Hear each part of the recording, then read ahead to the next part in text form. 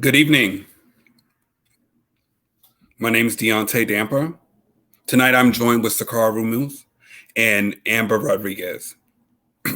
Now, the last time we spoke, I am a proud member of Black Lives Matter Alliance, State Alliance. Tonight, I come to you for the first time as Black Lives Matter's chair for Seattle King County. It's a privilege to be a part of an inclusive board that is all about inclusion and accountability.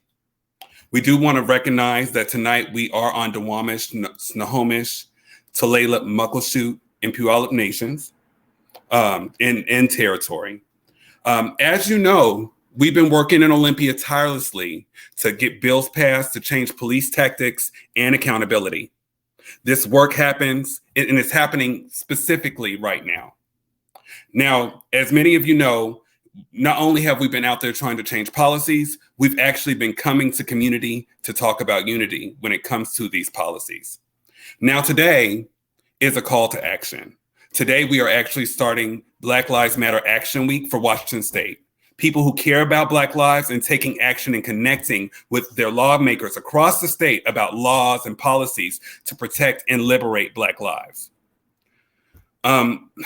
There is an urgent situation that we do have going on. And right now, it's time for us to mobilize. Especially if you're in Washington State, we demand changes and accountability to policing. It's time for us to unify.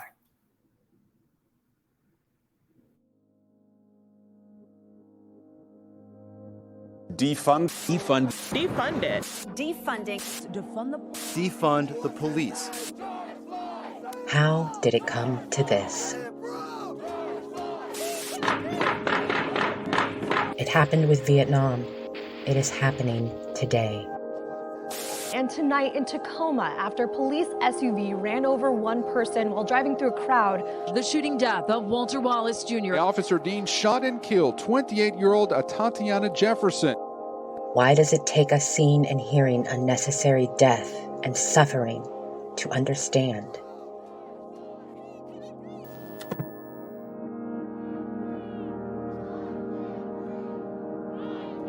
Defunding police isn't simply reducing budgets or the size of the force by an arbitrary number. We are not looking for a number. We are looking for change.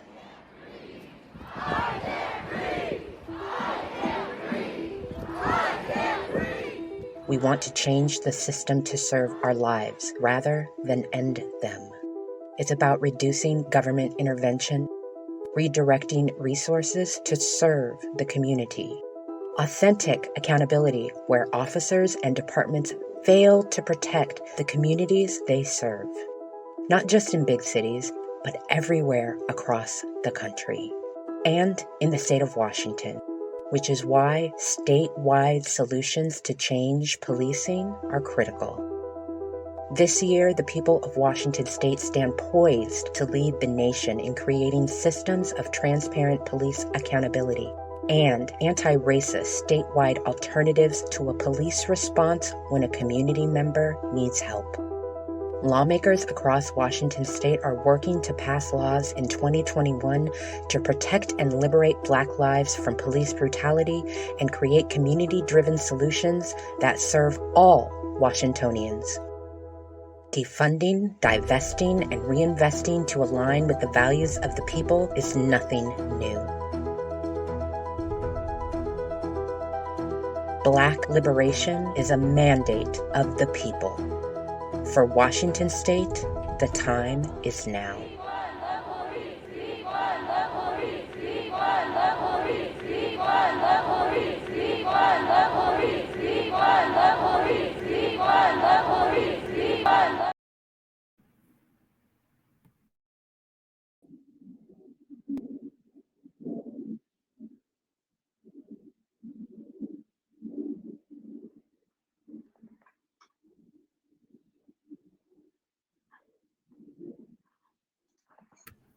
Amber, happy to have you here today.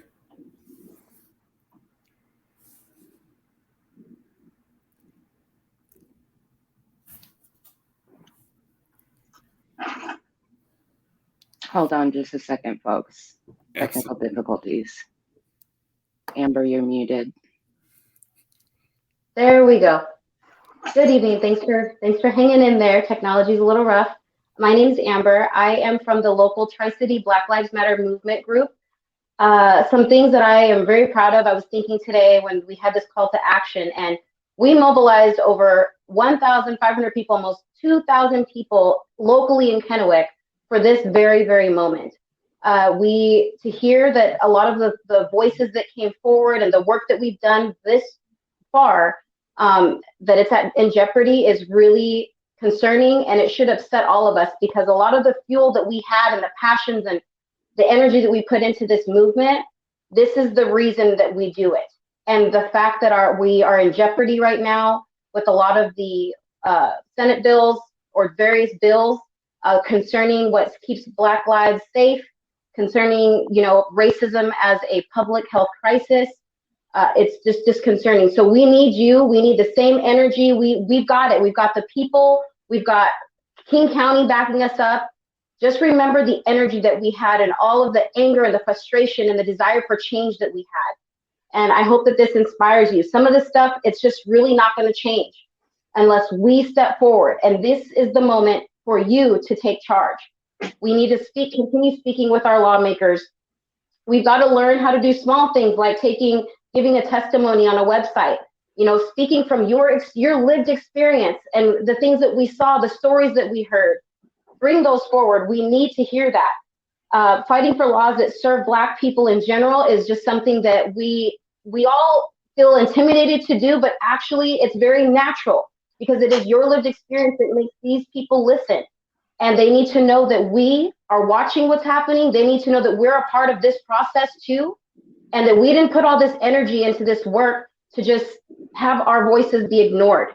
So to make sure that we are heard again, we are going to need to take steps. And I'm so excited to share the leaders that have been just imparting a lot of new information. I've learned how to navigate the legislative site with help. So don't feel intimidated by this. Today is a great day to learn some new stuff so that you can take charge and empower yourself and your community to make a difference. Let's see. Right now, we want to give everybody some encouragement. We thank you for your courage, and we look forward to educating all of Washington, because we're a huge movement on how to take charge for the future. So this is our moment, and I'm glad that you're here. Oh.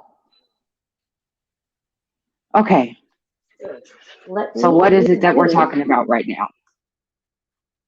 We're talking about the fact that there are bills in Olympia that concern all of the things that we care about, and all of the things that you care about, and all of the things that you have been demanding in your communities all across Washington state, not just in big cities, but in small cities, to change policing, to change how we respond to communities in crisis. And yes, to create a higher standard of accountability and transparency for all officers. It's not fair, first of all, that this work is consistently on our backs, but we don't have time. Lives are at risk. We don't have time to go piece, by municipality, by department, by sheriff's department, all across the state. These are statewide solutions. Are they all perfect? No. Are they a massive step in the right direction? Absolutely. And so what Amber said is real. Everything that has happened over the last year has gotten us to this point. And the fact of the matter is, we do have to give Washington state lawmakers credit, because they didn't just start this work yesterday. And anybody who has ever tried to fight for the people in Olympia knows how hard it is to find champions who will listen to you, knows how hard it is to get bills drafted, to get them sponsored, to get a hearing and support, to move them along this process. We have lawmakers in Washington state, some that you know, some that you don't, that started working on this when you all took to the streets. That's when they started writing these laws.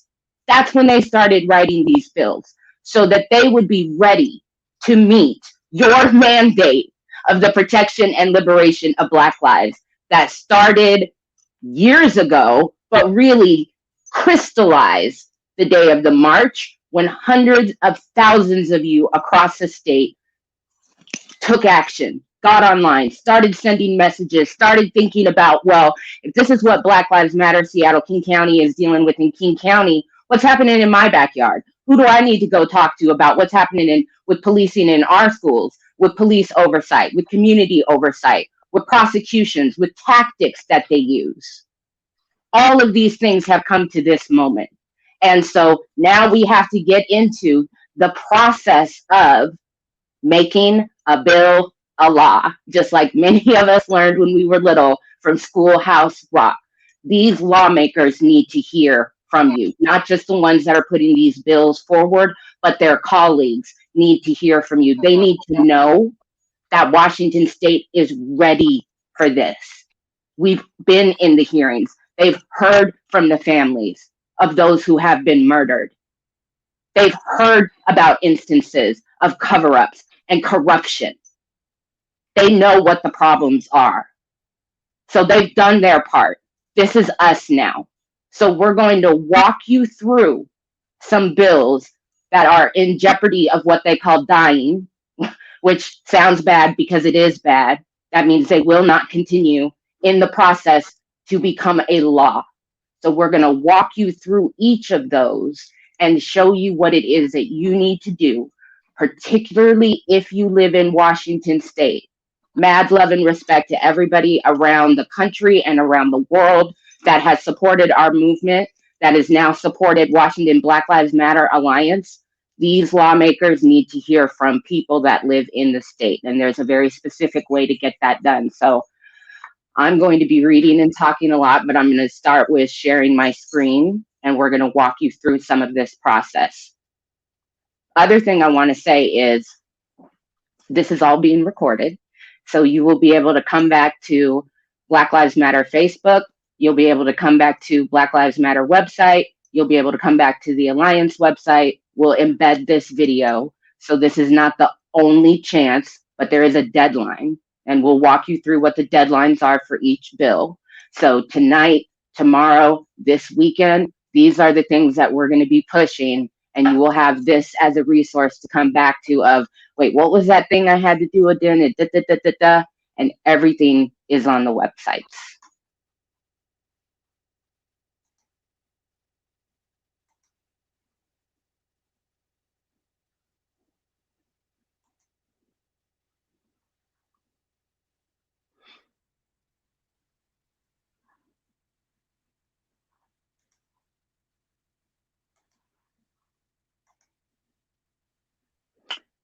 I want to make sure that this is showing the BLM website. Is that correct? Can somebody tell me? Yep. Okay, great. Okay, so if you go to the Black Lives Matter website, we'll start on the home screen just for the sake of walking you through. Right here, emergency action alert, stop killing us. You're going to click on that. 7 critical life-saving bills are at risk right now. Lawmakers need to hear from you, and you can give them the courage to take this step forward to protect Black lives and all Washingtonians. The first bill has to do with police tactics.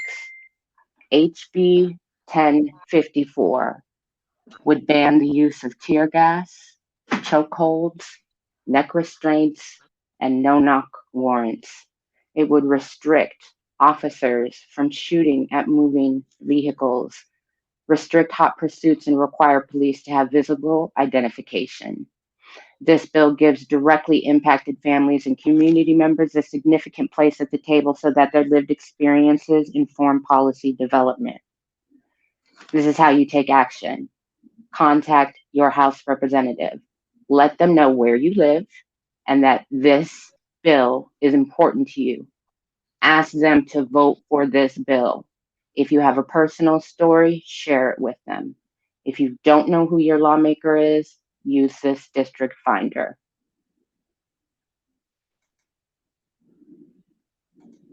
When you plug in the district finder, this is for Deontay at the BLM headquarters. Your lawmakers will pop up right here. You click.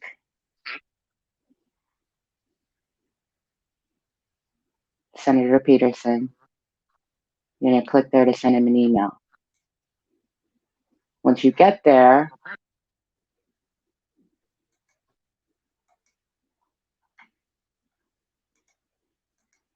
what did I do with that? You have selected the email, Senator Jamie Peterson. You're going to fill in your information. This is how Senator Peterson knows you're in their district. Your information here, email, phone number optional. You don't need to know the bill number. You don't need to know the initiative. You can just put in, I support HB, and then fill in the information here from the website, HB 1054. So you can see that you're going to want to be able to sit down. Excuse me. I'm flipping through tabs, sorry.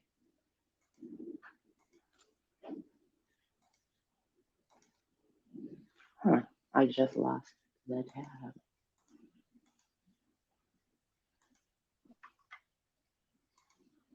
Oh. Okay, so I support HB 1057. You have 1,000 characters to put in your message. So it will tell you when you're up. It will ask you if you want a response, yes, no, and then submit the form. It's very helpful if you are taking the time to go back through, send an email to Representative Nicole Macri and Representative Frank Chop. They're both allies on these issues. So if this is your district, these are your lawmakers, you're going to want to go through that process 3 times of entering your information, copying your message over, write something that is honest. They want to and need to hear from you on these issues, that Washington State is ready and that we need their leadership to vote for this bill. The next bill is HB 1507, independent investigations through the AG office.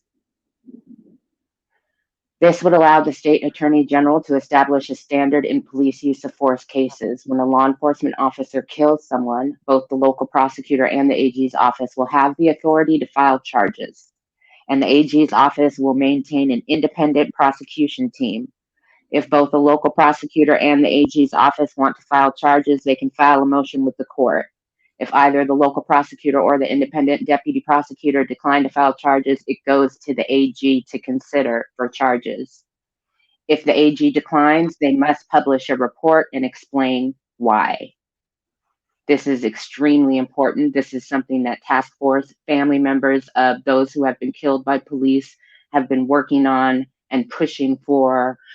Our allies in tribes have been working on these issues for years.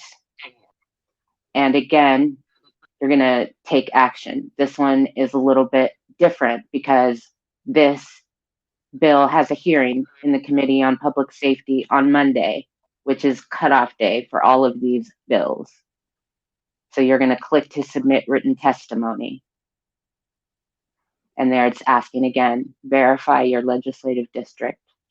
So you're going to put in your information, your contact information, support, oppose, neutral, and you're going to put in your comment there. You want the committee to know where you live in Washington State, that the bill is important to you. Ask them to vote for the bill. Again, if you have a personal story, share it with them.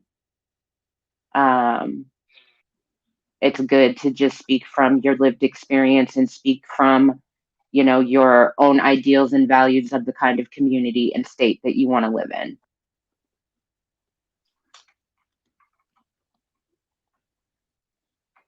And then the next one is HB 1267, establish statewide office of independent investigations.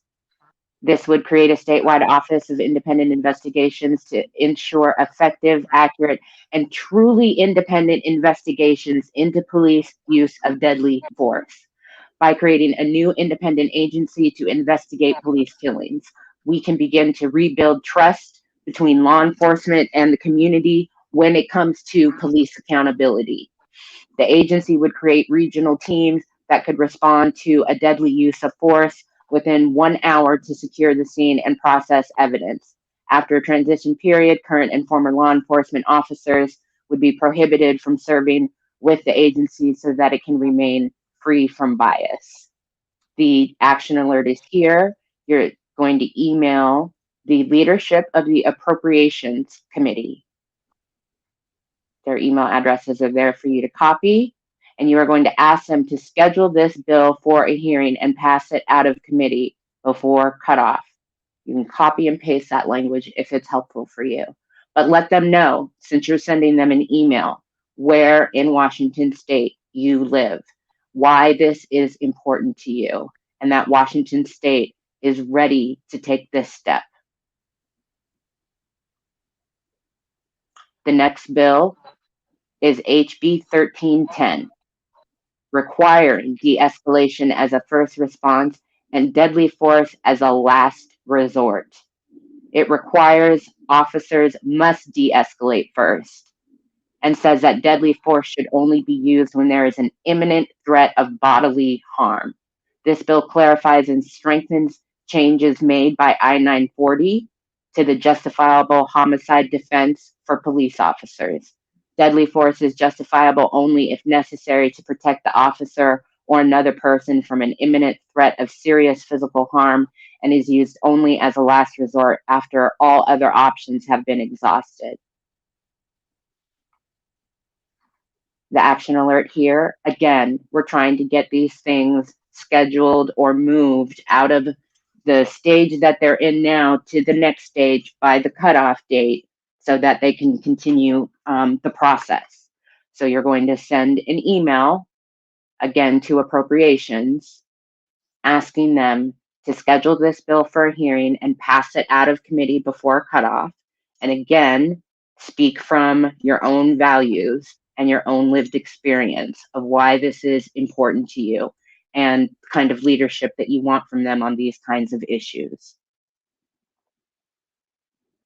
Next is Peace Officer Accountability Act, HB 1202, also known as the Peace Officer, So this would authorize the state attorney general to investigate police misconduct. Existing avenues for holding police officers civilly liable when they violate a person's rights or harm someone aren't good enough. When a police officer harms someone without facing the consequences, there's no justice for victims of police violence, no incentive to change bad behavior. Community trust is eroded, and it makes everyone less safe. Police misconduct in Black and Brown communities has resulted in significant trauma and injustice in Washington and across the country. You can see a pattern. You're going to send an email to the leadership of the Appropriations Committee and ask them to schedule this bill for a hearing and pass it out of committee before the cutoff.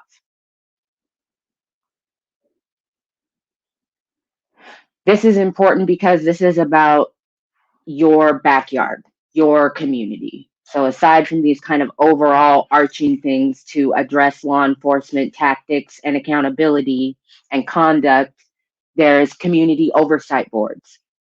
Some have them and some don't. And again, that fight kind of happens piece by piece across the state as communities organize. This would help mandate those to become law and requirement across the state of Washington. Require cities to create community oversight boards that can look into and reshape how a local police department operates. Communities must have the ability to review the policies and discipline process of law enforcement agencies. Transparency and community oversight are critical components of just and fair governance, especially with law enforcement. Community oversight boards would investigate wrongdoing and suggest policy changes at a local level. This bill would require all local jurisdictions with more than 15 officers to establish a community oversight board by 2025. Crucially, community oversight boards will be able to refer officers that abuse their power for decertification. You're going to send an email to the leadership of the Appropriations Committee and ask them to schedule this bill for a hearing and pass it out of committee before cutoff. And finally, Law Enforcement Decertification Bill, SB 5051, would expand the criteria by which law enforcement officers can be decertified to include the use of excessive force. This bill strengthens licensing oversight at the Criminal Justice Training Commission, which has the power to certify or decertify law enforcement officers. The bill also changes that commission's composition to ensure that the community makes up most of the commission. Over the past 4 years, an average of 100 officers were fired each year, with an average of 40 being recommended for decertification. On average, only 13 officers per year are decertified. Washington has never decertified an officer for excessive use of force. Washington State has never decertified an officer for excessive use of force. Washington is one of the few states that require an officer to be fired before they can be decertified, unlike teachers, social workers, and hairdressers. You're going to send an email to the leadership of Ways and Means and ask them to pass SB 5051 out of committee before the deadline on Monday, February 15th.